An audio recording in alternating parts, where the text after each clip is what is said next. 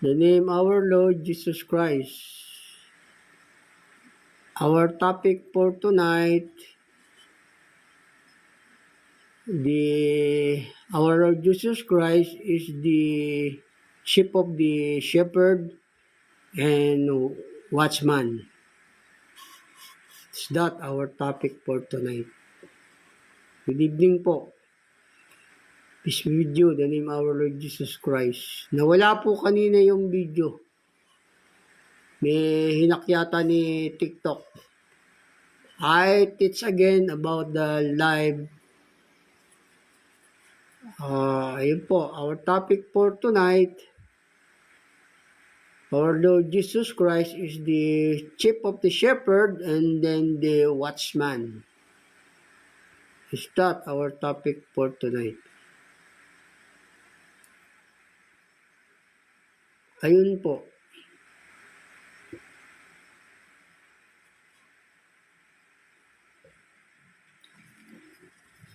Ang sanlibutan at ang mga tao, binigay na po yan ng Diyos sa ating Panginoong Yesus. Kaya siya po yung nagbabantay sa mga tao. Yun po, siya po yung nagbabantay sa mga tao since ever pa. O ganun po, kasi binigay na ng Ama sa kanya yan.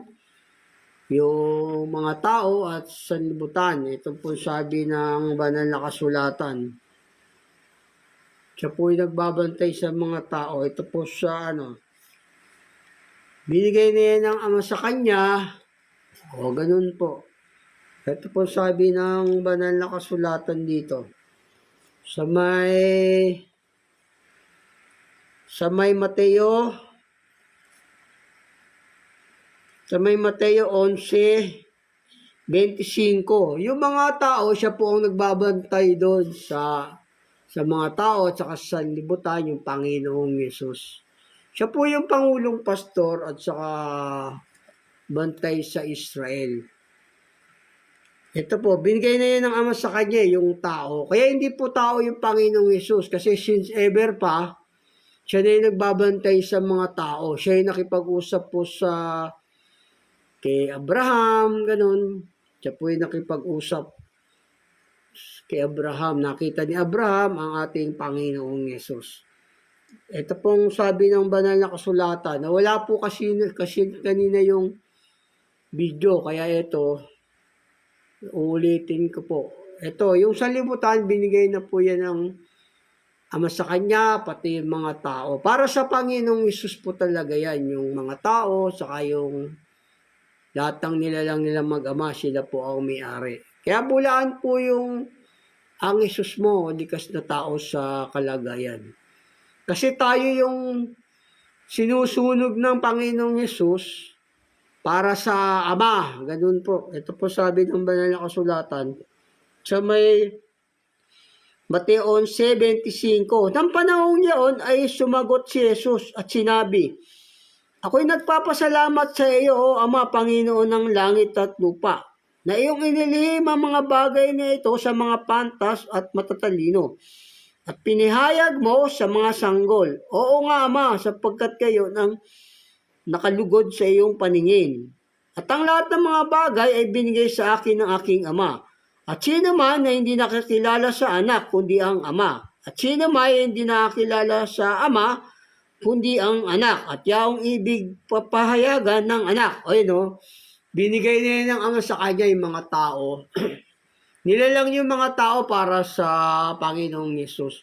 Siya po yung nakakasiyasat ng puso ng tao at saka ng dugo. Siya po yung naghahandog sa Ama, ang Panginoong Yesus. Sila po ang Panginoong Yesus po dati sila po yung pinaghahandugan. Pero ngayon, ginawa siyang ng Ama na saserdote, kaya ayun, siya po yung pastor. Siya yung Panginoong Diyos na pastor. Ito po sabi ng banal na kasulatan. Basahin ko sa inyong muli kasi binigay ng Ama sa kanya yan.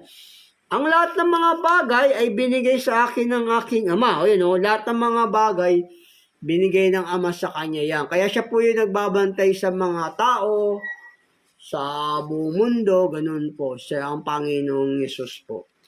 Binigay sa kanya ng Ama yan. Yung makakasunod sa kanya, at saka yung susunod sa Panginoong Yesus, yun po yung bibigyan niya ng buhay na walang hanggan. Yung lahat ng ibinigay sa kanya ng Ama. Ito po sabi ng banal na kasulatan. Dito po sa 1:17.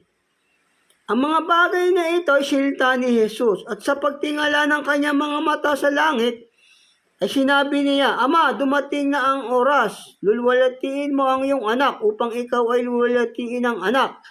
Gaya ng ibinigay mo sa kanya ang kapamahalaan sa lahat ng laman, upang bigyan niya ng buhay na walang hanggan ang lahat ng ibinigay mo sa kanya. O yun, siya po yung magbibigay ng buhay na walang hanggan. Yung Panginoong Yesus. Siya po yung lahat ng mga bagay binigay na yun ng Ama sa kanya. Kaya hindi po tao yun. Kasi lahat ng mga bagay, nung una pa siya po ang nagbabantay sa tao. Siya po yung nagbabantay sa tao, yung Panginoong Yesus.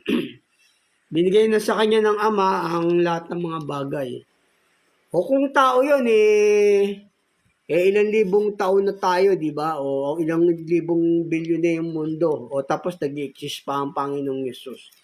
Kaya hindi po tao yun. Siya nga yung naghahandog sa Ama eh. Sinusunog tayo ng Panginoong Yesus para sa Diyos. Sa ikamamatay at saka ikabubuhay. Ganun. Inihahandog tayo ng Panginoong Yesus doon sa Ama.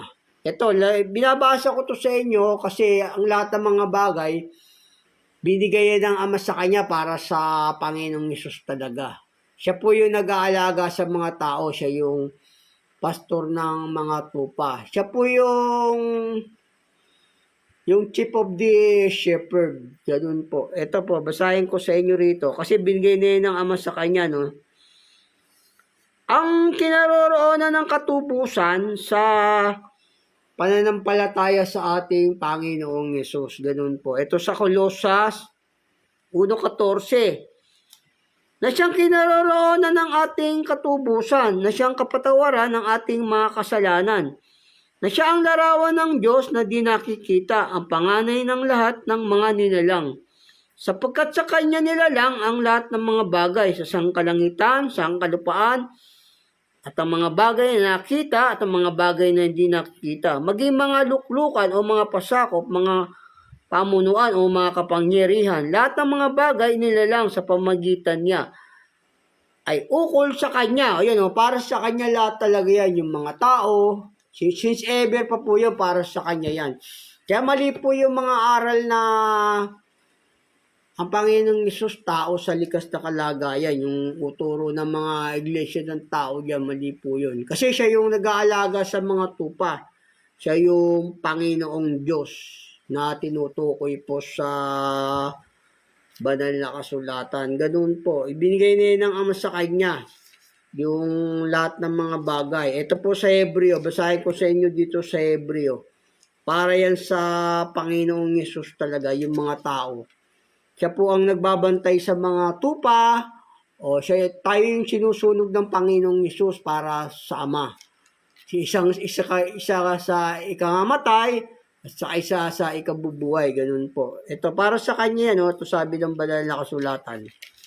Sa Hebreo 2:10, sapagkat nararapat sa kanya na pinag-ukulan ng lahat ng mga bagay. Ay, no?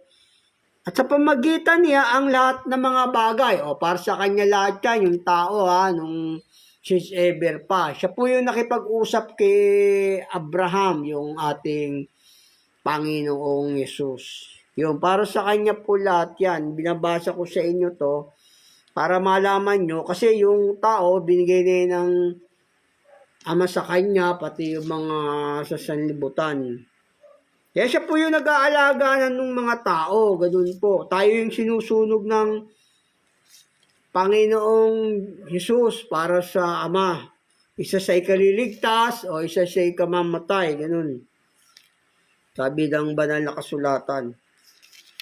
Kasi yung sanlibutan, nilikayan para sa Panginoong Hesus talaga. O, ito sabi ng kaaliwan kasi ng Panginoong Yesus yung mga tao. Ang kaaliwan naman ng Ama, yung Panginoong Yesus. Kaya hindi po tao yun, kasi since ever na, siya po yung nagbabantay sa mga tao eh. Ilang bilyong taon na tayo, di ba? O ilang milyon-milyon na yung mundo natin. O nag-i-exist pa rin yung ating Panginoong Yesus. O tapos may tao bang gano'n nag-i-exist na? At saka siya yung nakasisiyasat ng puso ng tao, yung Panginoong Yesus, saka yung mag-ama. Sila po mag-ama. Ito sabi ng banal na kasulatan, no? Nilikha na kasi ng Diyos yung lahat ng mga bagay para sa ating Panginoong Yesus. Binigay sa Kanya ng Ama yung mga tao para kaaliwan ng ating Panginoong Yesus. Ito po sabi ng banal na kasulatan dito. Sa Kawikaan 8:22, inari ako ng Panginoon sa pasimula ng kanyang lakad. Bago pinasimulan ang kanyang magawa ng una, ako inalagay mula noong araw, mula nang walang pasimula. Bago nilikha ang lupa, ako inailabas na wala pang mga kalaliman. Nang wala pang mga bukal na saganang tubig, bago ang mga bundok ay nalagay. Bago ang mga burol ay ako inailabas. O yun, nailabas na siya, di ba? Sinilang na siya ng Ama eh. Samantalang hindi pa niya nililika ang lupa, ni ang mga parang man, ni ang pasimula man ng alabok ng sanlibutan. Nang kanyang itatagang langit, nandoon ako. Ayun, nandoon ang Panginoong Yesus nung tinatag yung langit. Nandun ako, sabi niya. At nang siya ay maglagay ng balantok sa balat ng kalaliman, ng kanyang patibayin ang langit sa itaas, nang maging matibay ang mga bukal ng kalaliman. Nang bigyan niya ang dagat ng kanyang hangganan upang huwag salangsangin ng tubig ang kanyang utos. Nang kanyang iayos ang mga patibayan ng lupa, nasa siping nga niya ako, na gaya ng matalinong manggagawa. O yun, nasa tabi siya ng Ama, ang Panginoong Yesus. At ako ang kanyang ligaya sa araw-araw. Ang ligaya ng Ama, yung Panginoong Yesus. Ang kaliwa naman ng ating Panginoong Yesus, yung mga tao. At nagagalak na lagi sa harap niya, na nagagalak sa kanyang tinatahanang lupa. At ang aking kaaliwan ay sa mga anak ng mga tao. Ayun, sa mga anak ng mga tao naman, ang kaaliwan ng ating Panginoong Yesus. Kaya hindi po tao yon yung since ever pa nag-exist ng ating Panginoong Yesus, siya yung bantay sa Israel. Ibinigay niya ng Ama sa kanya yung lahat ng mga bagay. Kaya hindi po tao yung ating Panginoong Yesus. Kasi siya yung nakipag-usap kay Abraham. Siya po yung nakipag-usap kay Abraham. Ito po ang sabi ng banal na kasulatan. Siya po yung nakipag-usap kay Abraham yung sabi niya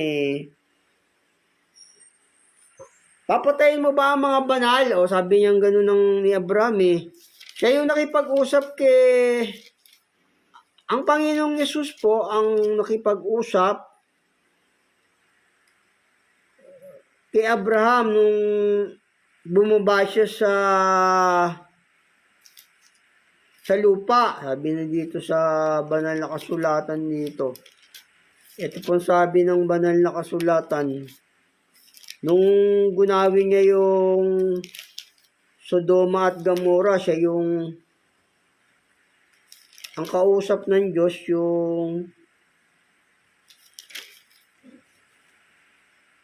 ang kausap po ni Abraham yung Panginoong Yesus po. Dito sabi ng banal na kasulatan dito. Siya po yung bantay sa mga tao talaga, yung Panginoong Yesus. Siya po yung Panginoong Diyos. Ito sabi ng banal na kasulatan po, sa Ama, wala pong nakakita sa Ama. Ang nakita po nilang Diyos doon, yung ating pong Panginoong Yesus. Ito po yung nakipag-usap siya sa kasi siya yung bantay sa Israel nung second century era may Israel na Sino ba yung Israel? Si Jacob. Ganun po. Siya po yung bantay doon. Siya ang bantay sa Israel Ito po sabi ng banal na kasulatan Siya yung mismong bumaba sa lupa nakipag-usap kay Abraham bago niya gunawin po yung Sodoma at Gomora. Ito po sabi ng banal na kasulatan. Dito po sa Henesis 18:20. At sinabi ng Panginoon, sapagkat ang sigaw ng Sodoma at Gomora ay malakas, at sapagkat ang kasalanan nila ay napakaluba, ay bababa ako ngayon. O yun, siya yung bababa. O sabi niya, bababa ako ngayon. O sabi niya rito, sino ba yung bumabang Diyos? Yung Panginoong Yesus lang naman, di ba? Wala namang ibang bumababang Diyos, kundi yung ating Panginoong Yesus. O, ito sabi niya, ay bababa ako ngayon at titignan ko kung ginawa nga ang ayon sa sigaw ng dumarating hanggang sa akin. No? Sumisigaw sila hanggang dumarating doon, hanggang sa langit. Pero sabi niya, bababa ako. O siya yung bumaba, yung Panginoong Yesus mismo, yung kasama yung dalawang anghel. Tapos nakipag-usap siya kay Abraham. Ito sabi ng patuloy ko po, no? At ang lalaki ay nagsilayo roon at nagsitungo sa Sodoma. Datapot si Abraham ay nakatayo pa sa harapan ng Panginoon. Nakatayo si Abraham sa harapan ng Panginoon, nakipag-usap siya. Ito sabi ng banal na kasulatan. At lumapit si Abraham at nagsabi, ang mga banal ba ay iyong lilipulin kasama ng mga masasama? O yun, sabi niya rito, kung sakaling may 50 banal sa loob ng bayan, lilipulin mo ba? At di mo patatawarin ang dakong niyon, alang-alang sa 50 banal na nasa loob niyon? Malayo nawa sa iyong ang paggawa ng ganito na ang banal ay iyong patayin kasama ng masama. Ano pat ang banal mapara sa masama? Malayo nawa ito sa iyo. Di ba gagawa ng matuwid ang hukom ng buong lupa? At sinabi ng Panginoon, kung makasumpong ako sa Sodoma ng 50 banal sa loob ng bayan, patatawarin ko ang buong dakong niyon, alang-alang sa kanila. Ayun sabi rito ni Abraham, lilipulin mo ba? O sino ba yung lumilipol ng tao? Di ba yung mag-ama lang? Sila lang naman yung may authority pumatay, yung mag-ama. Ganun po. Kaya ang kausap ni Abraham dito, yung Panginoong Yesus po. Walang na taong nakakita sa Ama, pero yung Panginoong Yesus nakita po yun. Kasi sabi niya rito, bababa ako. Siya mismo yung bumaba nakipag-usap kay Abraham. Tapos kinausap siya ni Abraham, lilipulin mo ba kung may makasumpo ka ng mga banal? Sino ba may authority lumipol? O di ba yung mag-ama? Sila lang naman may karapatang lumipol sa tao. Yung diablo, wala kang karapatan Sila lang naman yung pumapatay, yung mag-ama. Ganun po, kaya yung kausap ni Abraham dito, yung Panginoong Yesus po. Siya po yung nakita ni Abraham. Ganun po. Yun po yung sabi ng banal na kasulatan. Kasi siya lang po yung may authority na lumipol at pumatay. Sila lang po mag-ama. Ganun po. Kaya yung kausap po ni Abraham, yung Panginoong Yesus po yun. Kaya sabi nga ng Panginoong Yesus bababa ako ngayon. O siya yung mismong bumaba. Diba sabi ng banal na kasulatan. Wala namang bumabang Diyos sa lupa, kundi ang Panginoong Yesus. Siya po yung bantay sa Israel kasi binigay na ng Ama sa Kanya ang lahat ng mga bagay. Siya lang po yung may authority pumatay, yung mag-ama po. Yung anghel po, yung diablo, wala pong authority pumatay yun. Kundi sa kanila lang pong sila lang pong mag-ama. Sabi nga, lilipulin mo baga? O kumbaga sabi, lilipulin, papatayin, di ba? Siya lang may kapangyarihan pumatay, yung mag-ama lang, yung Panginoong Yesus. Ayon po sa banal na kasulatan. Kaya ang kausap po ni Abraham doon, yung Panginoong Yesus po yun. Hindi po yun yung anghel. Ang Panginoong Yesus po mismo. Kasi siya mismo sabi na ako'y bababa o lilipulin mo baga? Ay, sino ba yung may lipol? Di ba yung Diyos? Wala naman pong ibang pumapatay, kundi yung mag-ama lang sila, yung Panginoong Diyos lang. Yun po yung sabi ng banal na kasulatan. Ito po, sabi ng banal na kasulatan dito. Sa Deuteronomio 32:39. Tignan ninyo ngayon na ako, sa makatwid bagay, ako nga. Ako nga. At walang Diyos sa akin, ako'y pumapatay, ako'y bumubuhay, ako'y sumusugat, ako'y nagpapagaling, at walang makaliligtas sa aking kamay. O siya yun na yung may authority pumatay, yung mag-amay. Kaya yung kausap ko ni Abraham doon, hilipulit mo ba ang mga banal sa lupa? Sabi niyang gano'n, no? Kung makasumpong siya ng 50, hindi ko lilipulin alang-alang sa mga banal. O sino ba may karapatang lumipol? Di ba yung mag-ama lang, kilala mo yung pumapatay at bumubuhay. O, ganun po. Kaya kausap po ni Abraham, yung Panginoong Diyos po yun, yung Panginoong Yesus po. Siya po yung bantay sa Israel. Sabi po ng banal na kasulatan. Siya yung Pangulong Pastor. Sabi po ng banal na kasulatan. Ganun po. Siya yung Pangulong Pastor. Siya yung Panginoong Diyos na Pangulong Pastor. Ito, sabi ng siya lang po kasi sila lang po lang mag-ama yung may karapatang pumatay eh. Yung mga anghel eh. Wala po silang karapatang pumatay. Binibigyan lang sila ng authorized ng mag-ama para pumatay yung mga anghel. Ganun po. Pero hindi po sila pwedeng pumatay kung di po inutos ng mag-ama, ganun po. Kaya yung kausap po ni Abraham doon, yung Panginoong Yesus, siya yung bumaba. Siya yung pumapatay, yung mag-ama. Ito sabi po ng banal na kasulatan, no? Ito po sa banal na kasulatan dito. Ito yung lahat ng iglesia, no? Ang Panginoong Yesus ang sumusubok ng puso ng lahat ng iglesia. O meron namang nagtatangi dyan na iglesia, sila lang daw yung tunay na iglesia. Meron naman nagtatangi dyan, di ba? Kami lang tunay na iglesia, kami lang ang tinubo, sabi lang ganon. O, ito ang sabi naman ng banal na kasulatan, sabi ng Panginoong Yesus, siya yung sumusubok ng mga puso ng mga iglesia. O ganon, o. Pagka hindi matuwid o pinapatay na ng Panginoong Yesus, pagka yung hindi nagsisi, ito sabi po ng banal na kasulatan, no? Kasi ito, sabi rito, lahat ng iglesia, siya yung sumusubok ng mga puso. O tapos meron namang iglesia dyan eh, sabi nila, kabilangan tinubos. Okay. May mga bulaan po yung mga ganun. Huwag po kayo maniniwala ron. Ito lahat ng iglesia, siya yung sumusubok sa puso. Yung hindi man matuwid yung church nyo, o matuwid man, siya yung sumusubok ng puso. Pero yung mga matuwid na church, yun po yung talagang wala ng hatol sa Panginoong Yesus. Yung mga hindi po matuwid, sa ikamamatay po yun, sabi ng banal na kasulatan. Samyo ng ikamamatay at ikabubuhay, tayo yung sabi ng banal na kasulatan, tayo naandog ng Panginoong Diyos sa Diyos, sa Ama. Ito sabi ng banal na kasulatan.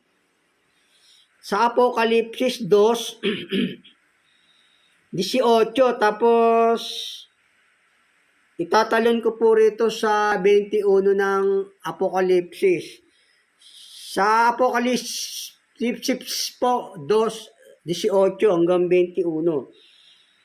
At sa anghel ng iglesia sa Tiatira isulat mo, ang mga bagay na ito ay sinasabi ng anak ng Diyos. Yun anak ng Diyos ang nagsasalita rito, sabi na may mga matang gaya ng ningas ng apoy, at ang kanyang mga paa ay gaya ng tansong binuli. At bibigyan ko siya ng panahon upang makapagsisi, at siya ayaw magsisi sa kanyang pakikiapid. Narito, aking siyang iraratay sa higaan, at ang mga nakikiapid sa kanya sa malaking kapighatian, maliban na kung sila'y magsipagsisi sa kanyang mga gawa, at papatayin ko ng salot ang kanyang mga anak, at malalaman ng lahat ng iglesia na ako yaong sumasaliksik ng mga pag-iisip at ng mga puso. Kita nyo nga, ang may authority pumatay yung mag-ama lang. Ito, sabi niya, papatayin ko kanilang anak, di nila ako nakakasyaliksik ng isip at puso. Ng lahat ng iglesia. hindi siya nagtatangi. Diyan merong leader diyan nagtatangi, di ba? O kami lang ang tinubos, kami lang maliligtas. Huwag po kayong maniwala doon. Kasi ito, lahat ng iglesia sa buong mundo, ang Panginoong Yesus ang nakasisiyasat ng puso't isipan o pagka yung hindi nagsisi sa kasamaan, sa pakikiapid o binibigyan niya ng karamdaman tapos papatayin niya na, ganun po. Bibigyan ko ng salot, sabi rito, di ba? O, lahat ng iglesia, sinusubok ng Panginoong Yesus yan. Iglesia Katolika, iglesia ni Cristo ni Manalo, iglesia ni Soriano, iglesia ni, kung kanino pang iglesia Testimodia, o di ba? Iglesia Aglipayan, o o ganun po, lahat po ng iglesia sinusubok ng Panginoong Hesus yan. Iglesia Katolika, pero yung nasa kalooban ng Diyos, yun po yung nasa kanyang wala ng hatol, yung nasa kalooban ng Diyos. Pero lahat yun, siya yung sumasaliksik ng mga puso't isipan, o pagka hindi nagsisi sa kasamaan, pakikipid, o papatayin na ng Panginoong Hesus dito. O sila yung may kaparapatang pumatay, di ba? Sabi kay Abraham ng ganon, yung kausap niya si Abraham, di ba? Ganon. Sila pong mag-ama ang may karapatan na pumatay, ganon po. Ito, basahin ko sa inyo muli rito. Sa Apokalipsis 2:21, at binibigyan ko siya ng panahon upang makapagsisi at ayaw siyang magsisi sa kanyang pakikipid. Narito, akin siyang iraratay sa higaan at ang mga nakiapit sa kanya sa malaking kapigatian. Maliban na kung sila ay magsipagsisi sa kanyang mga gawa. At papatayin ko ng salot ang kanyang mga anak. Malalaman ng lahat ng mga iglesia na ako'y yaong sumasaliksik ng mga pag-iisip at ng mga puso.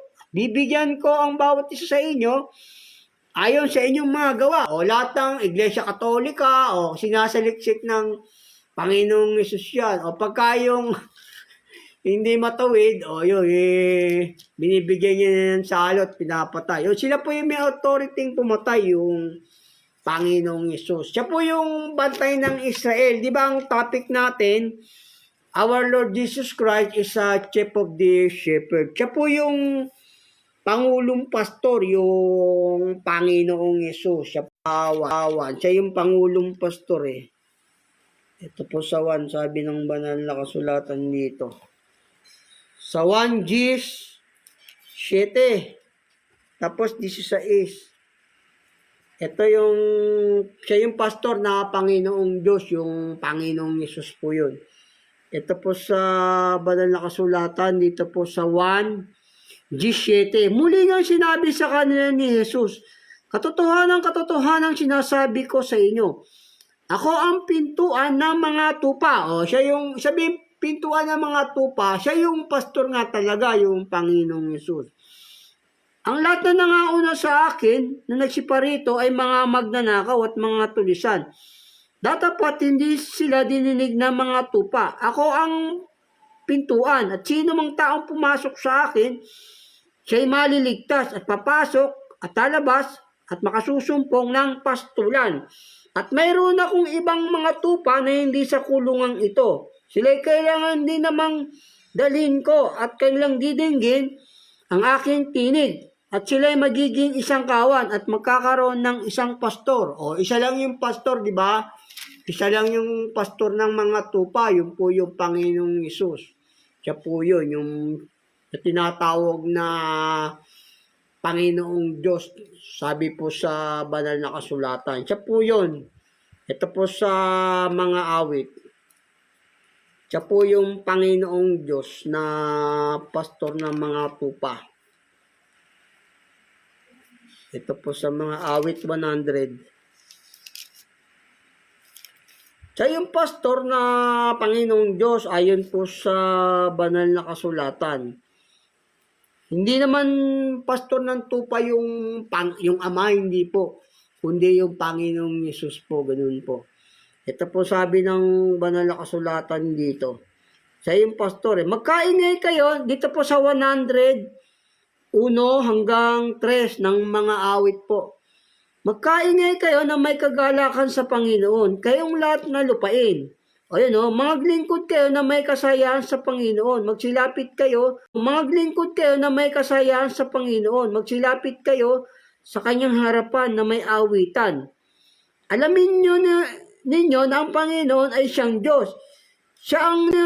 Ninyo na ang Panginoon ay siyang Diyos. Siya ang lumalang sa atin at tayo kanya.